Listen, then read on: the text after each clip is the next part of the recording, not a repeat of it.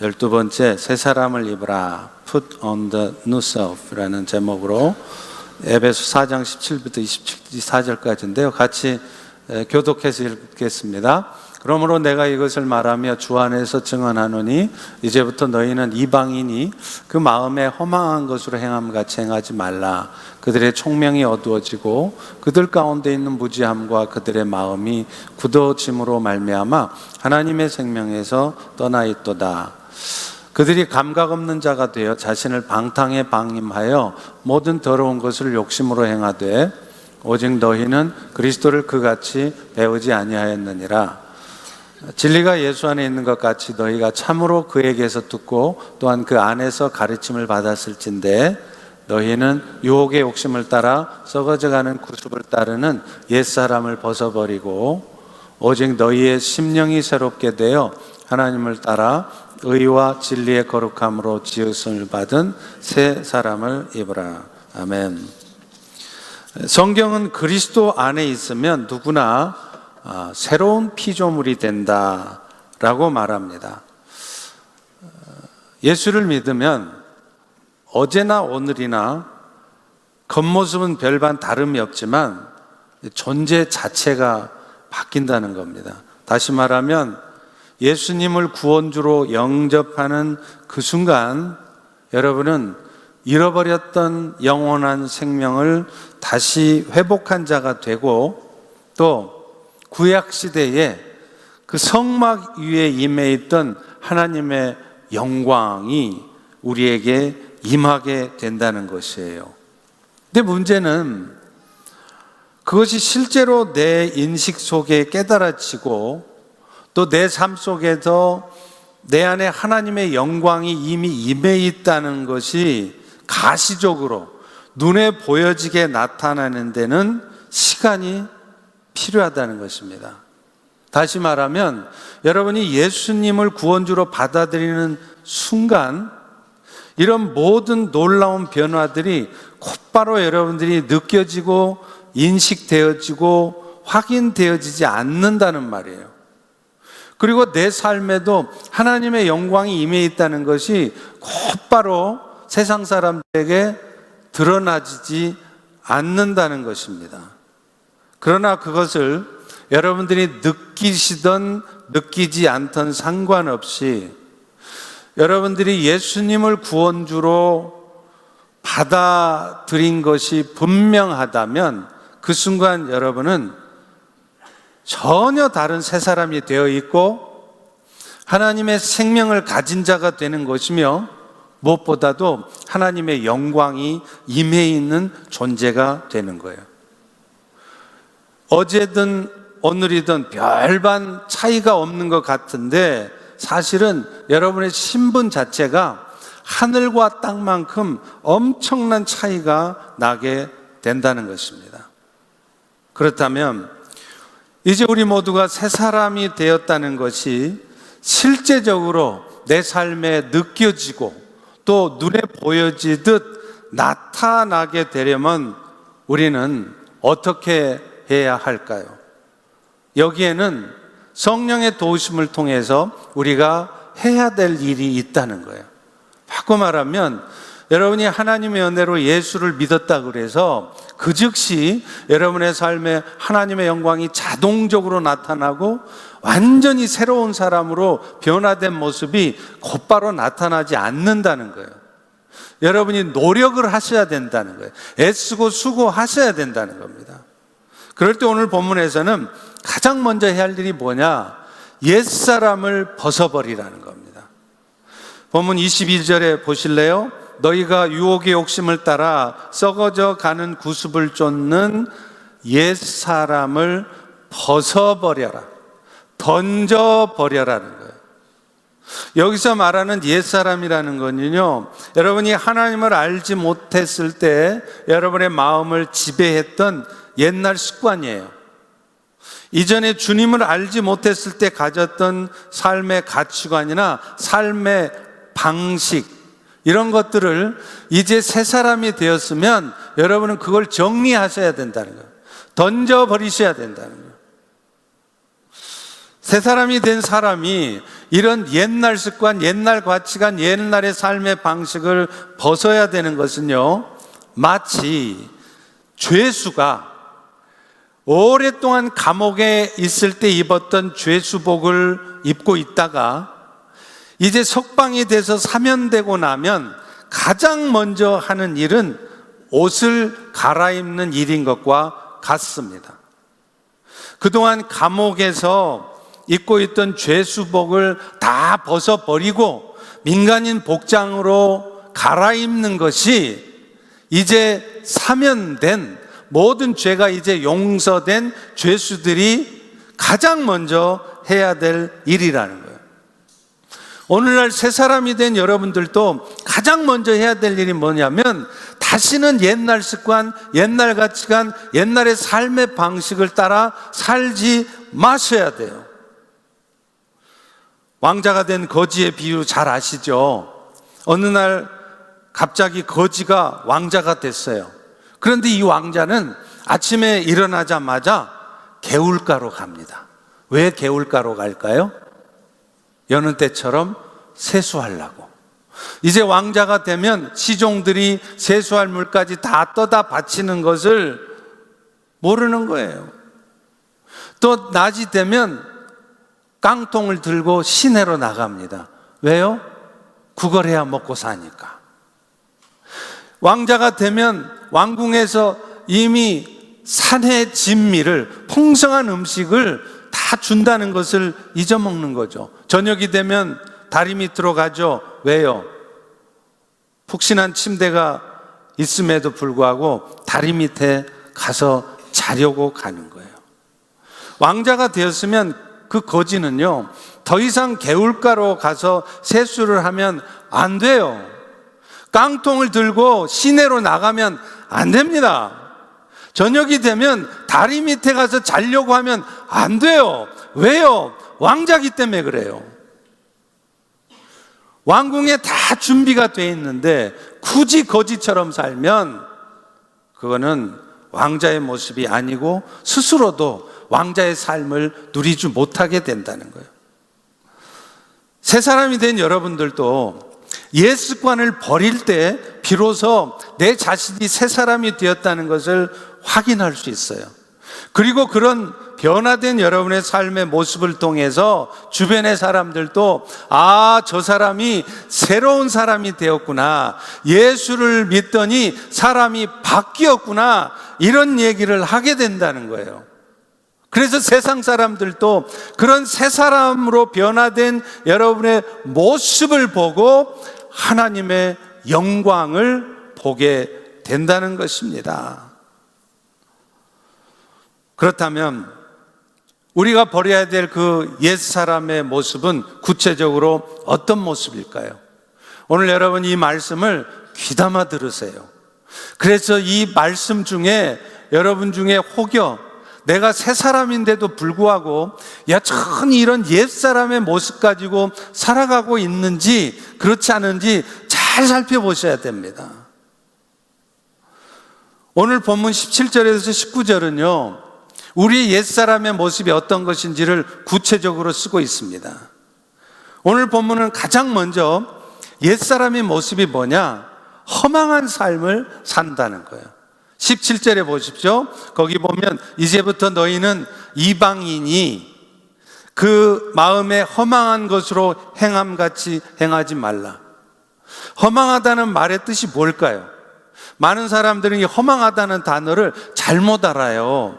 근데 허망하다는 뜻이 뭐냐면 원래 헬라어의 본래 뜻은요, 목표가 없거나 목표는 있는데 유효하지 않은 목표를 갖는 것, 그게 허망한이라는 거예요. 이것은 단순히 삶의 목표가 없다는 게 아니에요. 다 나름의 삶의 목적이 있어요. 내 인생의 목표는 이거다 하고 사는데 문제는 그 목표가 참된 목표가 아니라는 겁니다. 그래서 결국은 그 목표를 달성하기도 힘들지만 혹여 그 목표를 달성해도 그것이 내 삶에 진정한 만족과 기쁨을 가져다 주지 못한다는 거예요. 아주 공허한 의미 없는 그런 삶을 살게 만든다는 것이죠. 아마도 여러분도 대부분 하나님을 모르셨을 때 여러분의 삶의 목표는 틀림없이 부를 얻는 것, 돈 많이 버는 거예요. 또 명예를 얻는 것, 높은 자리에 올라가는 것, 사람들이 다 부러워할 만한 그런 직업을 가지면서 폼나게 사는 것, 이런 것들이 아마 여러분의 인생의 목표였을 것입니다. 그래서 다른 사람들보다 더 많이 갖고요, 또 더 빨리 성공의 계단에 오르는 것이었어요. 그리고 그렇기 때문에 현재 삶의 모든 순간은 그 목표를 이루기 위한 수단으로서만 의미가 있는 거예요. 다시 말하면 내가 정한 그 목표를 이루기 위해서만 의미가 있지, 그렇지 않다면 그런 삶을 던져버리는 겁니다. 살지 않는 거예요. 오직 그 목표를 위해서만 삶을 살아간다는 거죠. 물론 우리 그리스도인들도 그리스도인으로서의 궁극적인 목표를 달성하기 위한 수단으로서 이런 것들 필요해요. 여러분들에게도 돈이 필요할 수 있고요, 때로는 프로모션해서 높은 자리에 올라가야 될 필요도 있습니다. 권력도 필요합니다. 그러나 적어도 이런 것들이 여러분들에 있어서 삶의 궁극적인 목표가 될 수는 없는 것입니다. 그리고 때로는요, 어떤 분들에게 있어서는 하나님이 맡겨주신 그 목표를 이루어내기 위해서 이런 것이 필요치 않은 사람도 있어요. 바꿔 말하면 여러분이 신실한 그리스도인으로 살아도 모두가 다 부자가 돼야 되는 것도 아니고요, 모두가 다 높은 자리에 올라가서 떵떵거리고 살아야 그것이 하나님의 영광을 나타내고 하나님이 기뻐하는 삶을 사는 모습이 아니라는 거예요. 돈 못 벌어도, 높은 자리 못 올라가도 그리스도인으로서의 삶의 목표를 이루어낼 수 있는 사람들이 많다는 거예요. 그런데도 이전 예수를 알지 못했던 그런 인생의 목표를 가지고 열심히 살아간다면 제가 예언합니다, 그 인생 헤매게 돼 있습니다. 여러분이 그리스도인이 아니라면 상관없어요. 근데 여러분이 정말로 그리스도인이 맞다면 이런 허망한 인생의 목표를 가지고 여러분 살아가면 어느 순간 여러분의 인생은 반드시 꼬이게 돼 있습니다. 그리고 안타깝게도 여러분이 원하는 그런 목표를 이룰 수도 없어요. 하나님이 그것을 허락지 않으십니다. 그래서 우리가 그리스도인으로 산다면 어떤 목표를 가지고 살아야 되는지를 확실하게 깨닫게 하시는 거예요. 사랑하는 성도 여러분, 사실 하나님은요, 우리를 사랑하십니다. 그러나 그 사랑은 우리의 재능이나 우리의 능력을 보고 사랑하시는 게 아니에요. 아무런 조건 없이 여러분을 사랑하시는 거예요. 그래서요, 하나님을 제대로 만나신 분들, 신앙생활을 단 1, 2년밖에 안 하셨어도 하나님을 깊이 제대로 만나신 분들은요, 자신이 얼마나 존귀한 존재인가를 깨달아요. 알아요. 공부 잘하고 직장에서도 프로모션 많이 하고 돈 많이 벌어야 내가 존귀한 자가 된 것 같은 그런 생각이 드는 것이 아니라, 내 뜻대로 일 잘 안 되고 돈 많이 못 벌고 있어도 하나님이 나를 얼마나 사랑하고 계시는지, 그래서 내가 얼마나 하나님 앞에 존귀한 존재가 되어 있는지를 안다는 거예요. 그리고 내가 하나님 앞에서 비로소 얼마나 존귀하고 귀한 존재인지를 깨닫잖아요. 그러면 우리는 더 이상 허망한 인생의 목표를 따라 살아가지 않아요. 바꿔 말하면 여러분이 오늘도 방금 말한 이런 허망한 인생의 목표를 가지고 열심히 살고 계시다면 여러분은 지금 하나님이 여러분을 얼마나 사랑하고 계시는지, 여러분의 어떤 모습을 사랑하고 계시는지를 잘 모른다는 증거인 것입니다. 그래서 하나님께서는 여러분들로 하여금 그것을 체험하고 깨닫도록 하기 위해서 가끔은 여러분이 정말 소중하게 생각하는 것을 가져가시기도 해요. 그리고 여러분이 간절히 원해서 기도까지 열심히 하고 있는 그것들이 여러분의 기도대로, 여러분의 뜻대로 얻어지지 않게 하시기도 해요. 그리고 오히려 여러분의 삶에, 여러분 자신의 문제든 여러분 자녀의 문제든 생각지도 않은, 뜻하지 않은 일들이 벌어지게 하신다는 거예요. 그러나 결국은 이런 과정을 통해서 우리가 얼마나 존귀한 존재인지, 이미 우리 모두는 다 존귀한 존재인지를 깨닫게 하시고, 그래서 더 이상 인생의 헛된 것을 쫓아 인생을 낭비하지 않도록 하시는 것입니다. 사랑하는 성도 여러분, 오늘 시간도 여러분은 새 사람이 이미 되었으면서도 여전히 옛사람 때 가지고 살았던 그런 인생의 허망한 목표를 가지고 오늘도 열심히 살고 있지는 않는지, 그래서 뜻대로 되지 않는 현실 앞에 그저 분노하며 불평하며 어두움 가운데 살아가고 있지 않는지 다시 한번 진지하게 돌아보시기를 축원합니다. 두 번째로요, 우리의 옛사람의 모습 18절의 말씀처럼 총명이 어두워지고 무지함과 마음이 굳어짐으로 하나님의 생명에 떠나 있는 것을 말해요. 하나님에 대해 무지하고 그래서 하나님으로부터 떠나 있는 상태는요, 굉장히 그분이 총명하신 것 같고 굉장히 그분이 지혜가 많으신 것 같은데 사실은 가장 어리석은 상태에 있는 분입니다.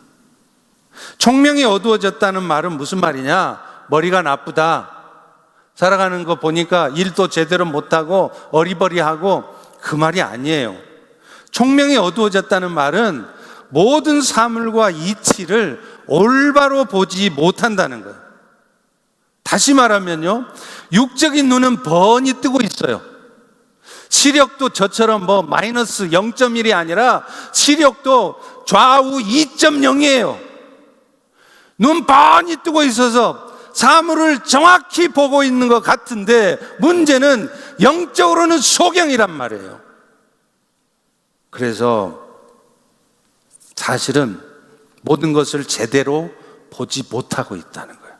세상의 지식은 많으신데 IQ는 150인데도 세상의 모든 사물을 정확하게 인식하지 못한다는 거예요. 그 증거가 뭔지 아세요? 사람들의 치명적인 약점이 바로 이거예요. 모든 것을 하나님과의 관계 속에서 생각하지 못한다는 것이죠. 사실 이 세상에 있는 모든 것은요, 모두가 다 하나님과의 올바른 관계 속에서 비추어 봐야 그것을 정확하게 이해하고 그 존재의 의미를 찾을 수 있어요. 왜 그럴까요? 하나님이 이 세상을 창조하셨고 하나님께서 여러분을 이 땅에 태어나게 하셨기 때문에 하나님과의 관계 속에서 여러분의 삶을 돌아보셔야 되고, 하나님과의 관계 속에서 세상의 것들, 여러분의 직업이든 여러분의 비즈니스든 여러분의 자식들이든 그런 하나님과의 관계 속에서 봐야 여러분은 정확하게 그 사물을, 상황을 제대로 이해하는 거예요. 대표적인 예가 예수님께서 공중에 나는 새와 들의 백합화에 관해서 말씀하실 때입니다. 여러분은 새 하면 뭐가 떠오르세요? 아침에 일어났더니 막 새들이 막 찍찍찍찍찍찍찍찍 하면서 쥐인가요? 아름다운 새소리, 새소리가 아름다워요. 그런 생각 떠오르지 않으시나요? 근데 예수님은요, 놀랍게 그 새를 보면서 그 새소리에 감탄하지 않으시고 그 공중의 새들도 먹이시는 하나님을 보셨다는 거예요. 여러분은 들의 백합화를 보면 어떤 마음이 드십니까? 야, 꽃이 이쁘네, 대단하다. 그런데 우리 주님은요, 들의 백합화를 보면서도 그저 그 백합화의 아름다움에 탐복만 하고 계시지 않았습니다. 그 들의 백합화를 보면서도 저 하찮은 백합화도 아름답게 입히시는 하나님의 섬세한 손길을 보셨다는 거예요. 그렇기 때문에 예수님은 마태복음 6장 30절에서 이렇게 하나님과의 관계 속에서 공중의 새, 들의 백합화, 우리의 삶을 돌아보지 못하는 우리에게 책망을 하십니다. 뭐예요? 오늘 있다가 내일 아궁이에 던져지는 들풀도 하나님이 이렇게 먹이시는데, 입히시는데 하물며 너희일까 보냐, 이 믿음이 작은 자들아, 이렇게 책망하신다는 거예요. 들의 백합화도 하늘의 새도 먹이시는 하나님이시라면, 아하, 들의 백합화보다 하늘의 새보다 더 소중한 나는 하나님께서 철저히 책임지시고 먹이시고 이끄시겠구나, 그런 관계 속에서 내 삶을 보고 나를 본다면 우리는 먹을 것, 마실 것, 입을 것을 가지고 염려하며 거기에 매여서 분주하게 인생을 낭비하며 살지 않는다는 것입니다. 실제로요, 옛사람을 벗어버린다는 것은 이렇게 모든 사물들을 하나님과의 관계 안에서 생각하게 되는 걸 말해요. 철저히 하나님과의 관계에 생각하게 되면요, 여러분의 삶의 태도가 바뀌어집니다. 여러분의 말투가 바뀌고요, 여러분의 얼굴 표정, 여러분의 행동이 반드시 바뀌게 돼 있어요. 입만 열었다 그러면 모든 게 다 틀려먹었고 모든 게 다 문제처럼 보여서 맨날 부정적인 말만 하는 것이 아니라 모든 상황들을 하나님과의 관계 속에서 보기 시작하면 어설퍼 보여도 하나님이 지금 이 상황도 이끄시고 책임지시겠구나, 그런 믿음을 가지고 오히려 축복의 말을 하고 긍정의 말을 하는 거예요. 얼굴 표정이 이렇게 심각하지 않습니다. 인생에 조금 어려움이 오고 속상한 일, 힘든 일을 겪었다고 그래서 금방 마음이 무너져서 그야말로 내일이라도 지구가 멸망할 것처럼 심각한 표정으로 있지 않습니다. 어떤 두려운 상황이 와도요, 그런 상황에서 겁내거나 뒤로 물러나며 그렇게 주저앉아 있지 않는 거예요.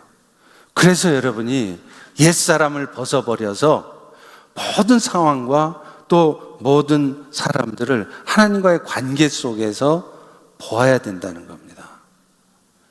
또 세 번째로, 하나님을 알지 못하는 자들은요, 19절의 말씀처럼 감각 없는 자가 되어서 자신을 방탕에 방임하고요, 모든 더러운 것을 욕심으로 행하게 돼요. 여기서 말하는 감각 없는 자라는 건 뭐냐면 뭐가 깨끗하고 뭐가 더러운 것인지를 구별을 못해요. 그래서 내가 목표하고 있는 그 인생의 목적을 이루어내기 위해서라면 그것이 분명히 더러운 짓이고 분명히 잘못되신 짓인 줄을 뻔히 알면서도 그것을 합니다. 그것을 쟁취합니다. 왜요? 감각이 어두워져 있기 때문에 그래요. 그것뿐입니까? 그것이 얼마나 추악하고 더러운 것인 줄 알면서도 자신의 육신의 쾌락을 위해서 더럽고 추악한 것을 보고 더럽고 추악한 것을 만지고 그 더러운 자리에 함께 한다는 거예요. 왜요? 여러분의 감각이 분별력을 잃어버렸기 때문에 그렇다는 거예요. 사랑하는 성도 여러분, 오늘 여러분은 예수 그리스도의 그 십자가의 놀라운 은혜로 이미 새 사람이 되어 있으면서도 자신도 모르게 그 허망한 인생의 목표를 향해 열심히 불철주야 살아가고 있지 않습니까? 혹여 여러분 자신뿐만 아니라 주변의 모든 사람들이나 상황을 하나님과의 관계 속에서 이해하는 게 아니라 여러분의 기준, 여러분의 인생 살아오신 경험, 그 지식을 가지고 함부로 판단하고 함부로 평가하며 함부로 정죄하고 계시지는 않으십니까? 아니면 아예 영적인 감각을 잃어버려서 그것이 옳은 일인지 잘못된 일인지조차 구별하지 못하고 그것이 하나님이 정말 싫어하는 일이라는 것을 알지 못한 채로 더럽고 추악한 그런 성적인 유혹이나 더럽고 추악한 그 사악한 일에 여러분의 몸과 마음을 담그고 있지 않으십니까? 그렇다면 돌아서셔야 합니다. 그래야 여러분이 하나님의 영광을 맛보고 하나님의 영광을 세상에 나타내는 것입니다. 그런데 안타까운 것은요, 이렇게 옛 습관을 벗어버리는 것이 의외로 쉽지 않더라는 거예요. 여러분이 이미 경험적으로 아시잖아요. 사실 옛날의 가치관이나 삶의 방식들은 오랫동안 우리의 인격 속에 젖어 있었기 때문에요. 예수 믿었다고 그래서 그냥 옷을 벗듯이 홀딱 벗어낸다고 해서 곧바로 이런 옛습관이 버려지지 않습니다.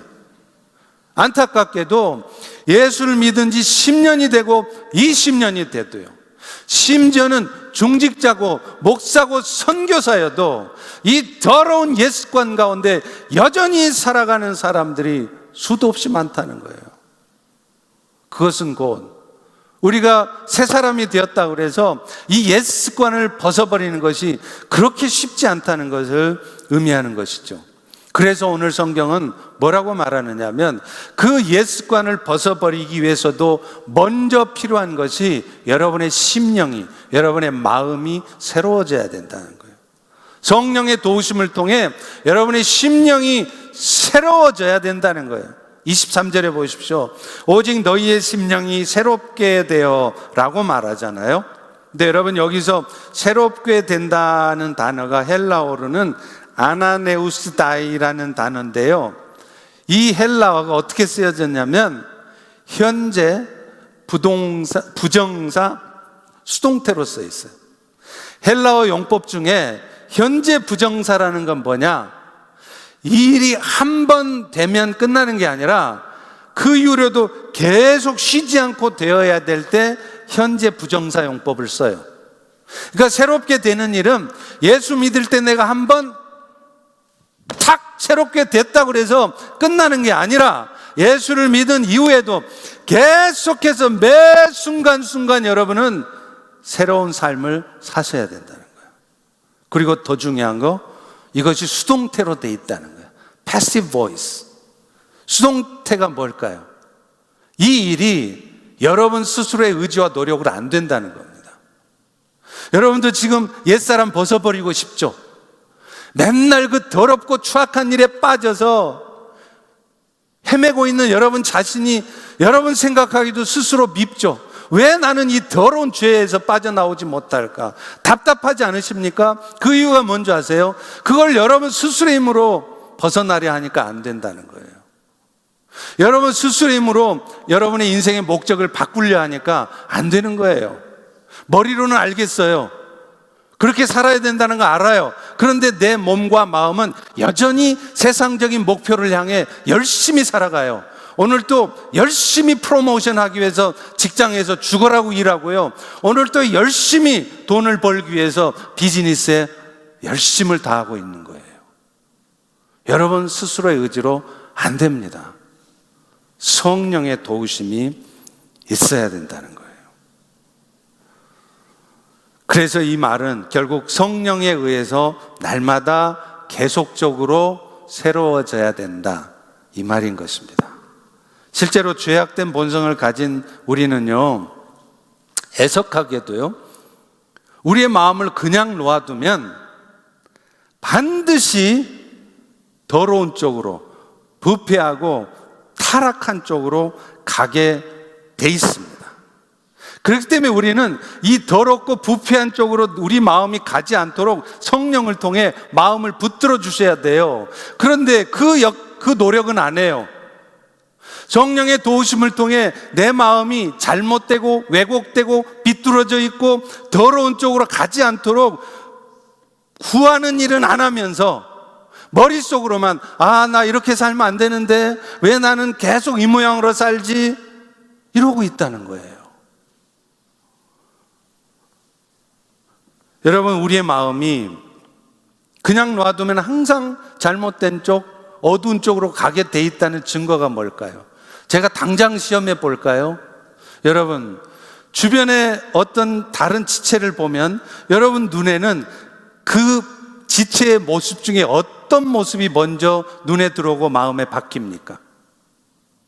8, 9가지를 다 잘못하고 있어도 한 가지는, 저 사람은 성격은 저렇게 괴팍해도 이런 부분은 참 대단해, 귀한 부분이야, 그 부분이 먼저 들어오십니까? 아니면 8, 9가지를 다 잘하고 있어요. 다 잘하고 있는데 한두 가지가 부족해.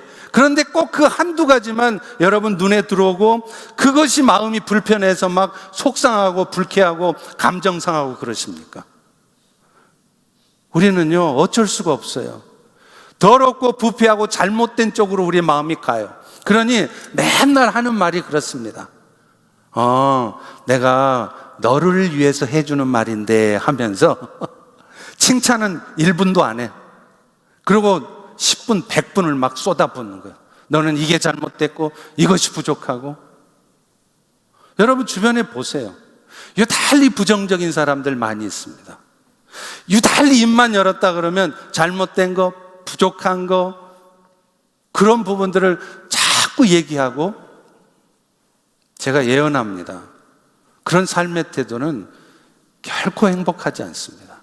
결코 상황 바뀌지 않습니다. 여러분 자신도 안 바뀌고 여러분 주변에 있는 직장도 교회 공동체도 안 바뀝니다. 여러분이 시각이 바뀌어야 돼요. 그래서 갈라디아서 5장 16절은 이렇게 말해요. 내가 이르노니 너희는 성령을 따라 행하라. 그러면 육체의 욕심을 이루지 아니하리라. 성령을 따라 행하라는 말은 성령의 도우심을 쫓아서 그분의 생각대로, 그분의 주시는 마음대로 살아가라는 거예요. 그럴 때 우리는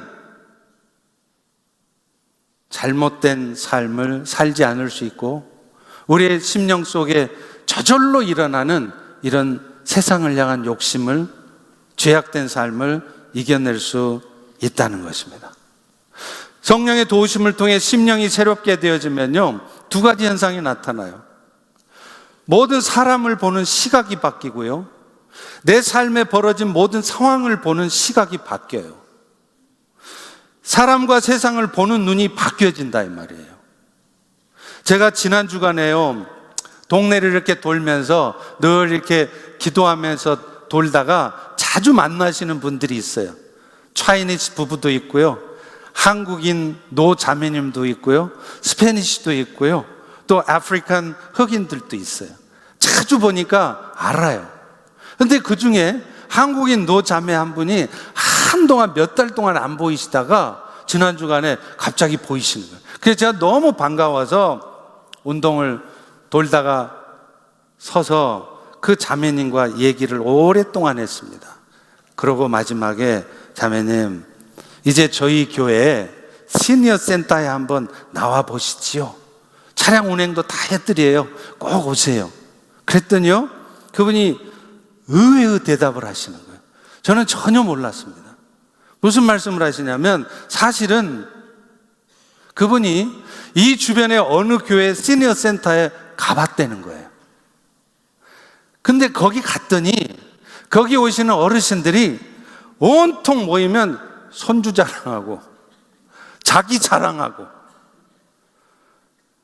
그래서 내가 저런 사람들하고 같이 함께 있어야 되는지 필요성을 느끼지 못했대요.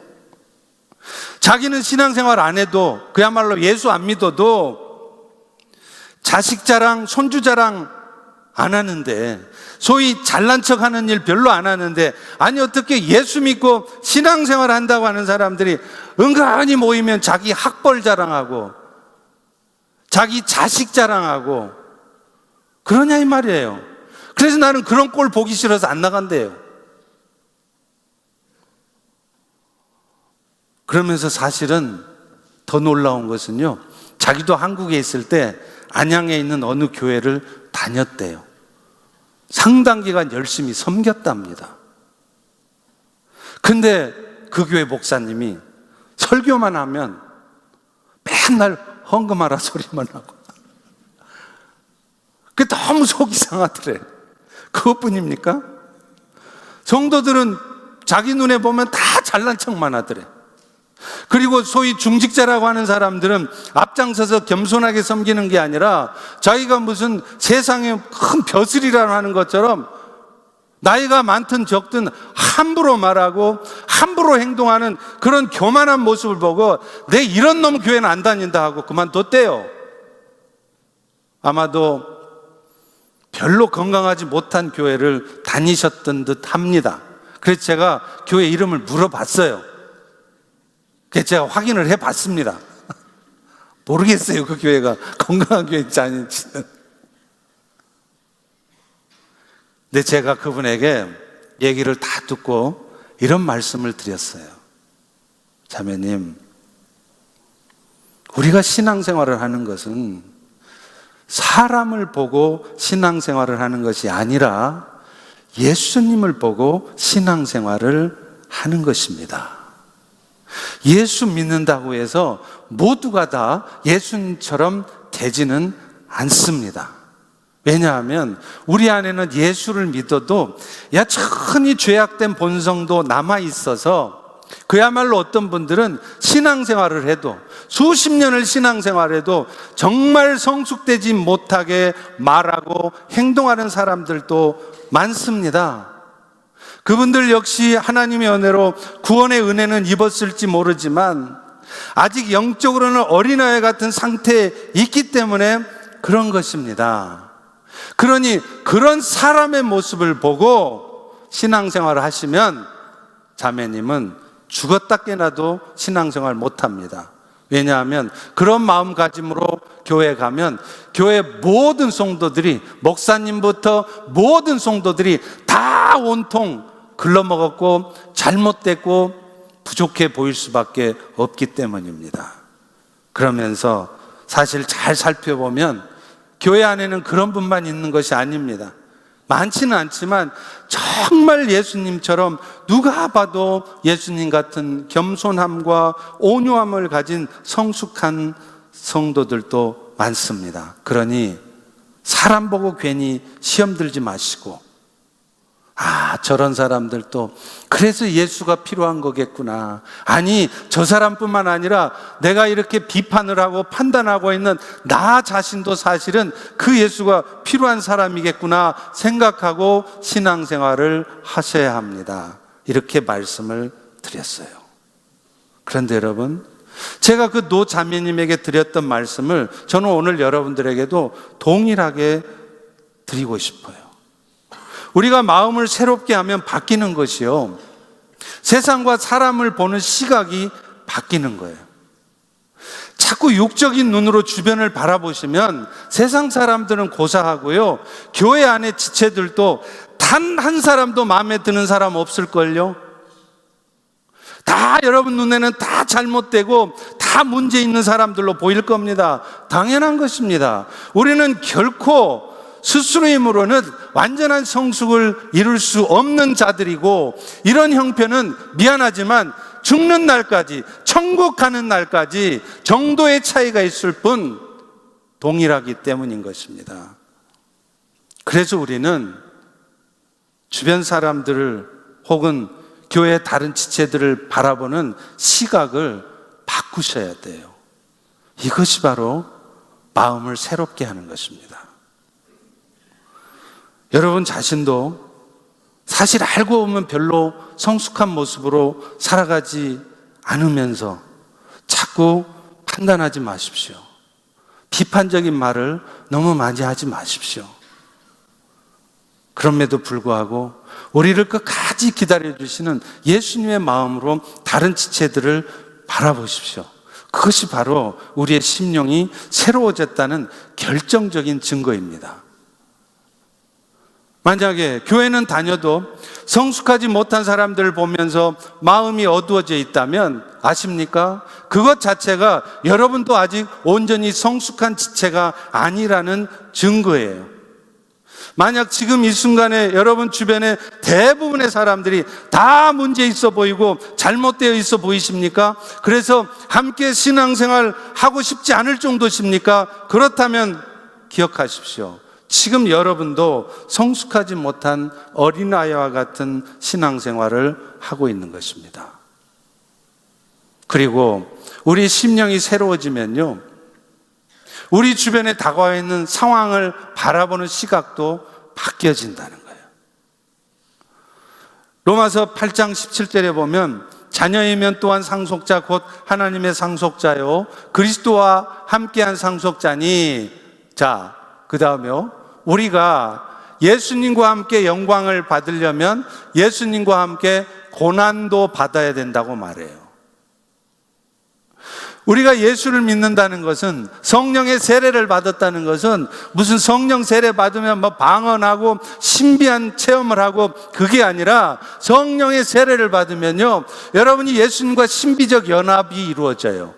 그러면 여러분이 하지도 않았는데 예수님이 세우신 공로가 내 공로가 돼요. 또 예수님이 얻으신 지위가 내 지위가 돼요. 그래서 성령의 세례로 여러분이 예수님과 신비한 연합을 이루시면 예수 공로, 내 공로예요. 예수 지위, 내 지위가 되는 거예요. 그래서 여러분은 십자가에 죽지 않으셨잖아요. 여러분 죄 때문에 여러분이 지금 십자가에 죽으셨어요? 한 분이라도 계세요? 한 분도 없어요. 여러분 스스로는 죄의 대가를 치르지 않았어요. 그러나 예수님이 우리 대신 십자가에서 죄의 대가를 치르신 그 공로가 내 공로가 돼서 오늘 여러분은 마치 예수님처럼 십자가에 못 박혀 죽어 여러분의 죄가 용서되어진 것과 같은 겁니다. 예수 공로, 내 공로, 예수 지위, 내 지위. 그런데 문제가 뭔지 아세요? 거기까지만 하고 예수 고난, 내 고난은 안 한다는 거예요. 예수님 때문에 영광 받으실 줄만 알았지, 예수님 때문에 우리가 함께 십자가의 고난을 치르는 것 죽어도 안 하려고 그래요. 그리고 마치 우리가 예수님 때문에 어떤 고난을 당하면 그게 내가 무슨 큰 신앙생활을 잘못하고 있는 것처럼 그렇게 생각한다는 거예요. 아닙니다. 여러분이 신앙생활 잘 하셔도요, 예수님과 함께 영광을 받으셨으면 여러분의 삶에는 반드시 예수님과 함께 고난받는 일이 와요. 그래서 여러분 중에는 어떤 분들은 어쩌면 평생을 뭔가 연약해 보이는 자식 때문에 평생을 십자가로 지고 살아가야 되는 분이 있어요. 그분들이 뭔가 인생을 잘못 살아서 그런 게 아니에요. 그것이 예수님과 함께 지는 고난입니다. 여러분 중에는 부자로 살지 못하고 이민 와서 죽으라고 노력하고 살아도 돈 못 벌고 먹고 살기를 걱정해야 할 만큼 궁핍하게 살아가시는 분도 있습니다. 어쩌면 그런 분들도 여러분 인생 잘못 살아서 그런 게 아니에요. 예수 영광, 내 영광, 예수 고난, 내 고난이기 때문에 그런 거예요. 그런데 아십니까? 그런 고난 같은 상황들이 결코 우리에게 우연히 오는 게 아니라는 거예요. 알고 보면 그 고난이 사실은 그 고난을 통해서 우리를 하여금 왕자답게 살도록 하나님이 연습 문제 던져주신 거라는 거예요. 바꿔 말하면 그 고난을 고난으로 생각하지 않고 예수님과 함께 영광을 받았다면 나도 그 고난도 기꺼이 받겠습니다 하고 그 고난을 감당하고 살아가면 여러분의 삶에 어떤 일이 생기냐? 여러분이 진짜 새 사람이 되는 거예요. 진짜 예수님 같은 모습이 되어지는 거예요. 그렇게 살라고 연습 문제 던져주는데, 주님, 내 인생은 왜 이렇게 박복합니까? 내 인생은 왜 이렇게 힘든 일만 있습니까? 왜 나는 이렇게 가난하게 살아야 되고 왜 내 인생은 이렇게 풀리는 일이 없습니까? 하고 불평이나 하고 원망만 하고 사는 거예요. 아니에요. 그것이 여러분들로 하여금 진짜 왕자다운 삶을 살도록 연습 문제 던져주시는 것입니다. 사랑하는 성도 여러분, 성령의 도우심을 통해 여러분 자신이나 주변의 사람들을 보는 시각이 바뀌시기를 축원합니다. 성령의 도우심을 통해 여러분 인생에 다가와 있는 인생의 문제들을 그저 부담스럽고 힘들고 떨쳐버리고 싶은 일이 아니라 그걸 통해서 하나님이 나에게 왕자로 사는 연습하게 하신 것이구나 하고 감사하게 받아낼 수 있는 그런 시각을 갖게 되시기를 축원합니다. 아멘. 아멘. 근데 마지막, 우리 그리스도인들이 정말 새 사람이 되려면 그 옛 습관을 벗어버리고 마음을 새롭게 할 뿐만 아니라 새 사람으로 사는 연습을 실제로 해야 돼요. 방금 말씀드렸잖아요. 우리에게 성령 보내주셔서 우리 마음속에 굳은 마음 제하고 부드러운 마음 주셨습니다. 근데 이제 그 성령의 도우심을 따라 날마다 실제적으로 새 사람을 입는 연습이 필요해요. 그리고 감사하게도 우리는 그 세 사람 되는 연습 문제 해답을 이미 알고 있다는 거예요. 그리스도께서 우리에게 주셨던 사랑으로 우리가 살아가는 것입니다. 그 아가페의 사랑으로 하면 모든 연습 문제는 다 풀려지게 돼 있어요. 그러니 여러분, 오늘 내가 조금 손해 볼 것 같습니까? 다른 가족들은 다 부모님 모시고 이런 거 안 하고 편하게 사는데 왜 나만 부모 모셔야 합니까? 그래서 내가 정말 힘들고 속상하십니까? 그래서 나는 그런 연습 문제 풀고 싶지 않으십니까? 아닙니다. 그럴 때 이것 또한 하나님께서 하신 일로 알고 내 자존심 무너져도, 나만 당하는 것 같아도, 내가 조금 손해보는 것 같아도, 그렇게 하면 내 인생만 끝장날 것 같아도 끝까지 한번 버텨보세요. 가보세요. 정말로 주님이 어떻게 여러분 인생에 역사하시는지 보시란 말입니다. 실제로 누군가의 어려움에 대해서 여러분이 듣게 되셨다면, 힘든 상황을 알게 되셨다면요, 그것은 그런 상황을 먼저 듣게 하신, 먼저 보게 하신 하나님의 뜻이 있습니다. 그런데 우리는요, 어려운 사람 형편에 대한 얘기를 들어요. 또 내 눈으로 봐요. 그러면 그거를 얼른 다른 사람한테 전달을 해줘요. 돈 많은 부자 김 집사한테 얘기를 해줘요. 김 집사님, 저쪽에 보니까 힘들게 사는 사람 있는데 김 집사님 좀 도와줘. 아닙니다. 하나님이 왜 여러분들에게 먼저 그걸 보게 하시고 먼저 듣게 하셨을까요? 다른 사람한테 그 짐을 넘기기 전에 네가 먼저 해보라는 거예요. 하나님이 기회를 주시는 것입니다. 어렵고 힘든 형편에 처한 사람들 돕는 일, 이거는 우리 교회 형편으로 아직 할 때가 아닙니다. 우리 못합니다. 그게 아니라 그걸 듣게 하셨다면, 복게 하셨다면 우리가 먼저 해보라는 거예요. 그럴 때 하나님이 어떻게 역사하신 줄 아십니까? 저의 삶과 사역의 경험으로 보면 정말로 주님이 역사하십니다. 생각지도 못한 방법으로, 생각지도 못한 사람의 도움으로, 생각지 못한 방법으로 하나님께서 그 일이 되게 하신단 말이에요. 그럴 때 우리는 나도 모르게 새 사람다운 모습이 나타나고요, 우리의 표정과 말투와 행동이 하나님의 영광을 나타내게 되는 줄로 믿습니다. 말씀을 맺습니다. FM 마이어 박사는요, 이렇게 말했어요. 처음에 나는 주님께 나의 열쇠 꾸러미를 모두 드렸다. 그러다가 그중 열쇠 하나를 되찾아오자 나의 그리스도인의 삶은 망가지기 시작했다. 나의 삶에 얽혀진 부분이 있다면 그것은 어쩌면 모든 것을 주님께 맡긴다고 했다가 그 중에 내가 감당할 수 없을 것 같아서 살짝 뭔가를 다시 내 손으로 가져온 곳이 있을 때 그런 일이 벌어질 것입니다. 사랑하는 성도 여러분, 오늘 우리 모두도 성령의 도우심을 통해서 옛사람의 삶의 방식과 가치관을 과감하게 벗어버리시고, 성령의 도우심을 통해 여러분의 심령이 새로워져서 여러분 자신뿐만 아니라 여러분 주변에 있는 연약해 보이는 사람들을 보는 시각이 바뀌기를 축원합니다. 여러분 인생에 다가와 있는 그런 인생의 무지 앞에서 그저 불평하고 분노하고 좌절이나 하고 있는 것이 아니라 이 일들을 통해서 하나님이 나로 하여금 왕자로 사는 연습하라고 주신 일이구나 생각하고 그것을 감당해 보시기를 축원합니다.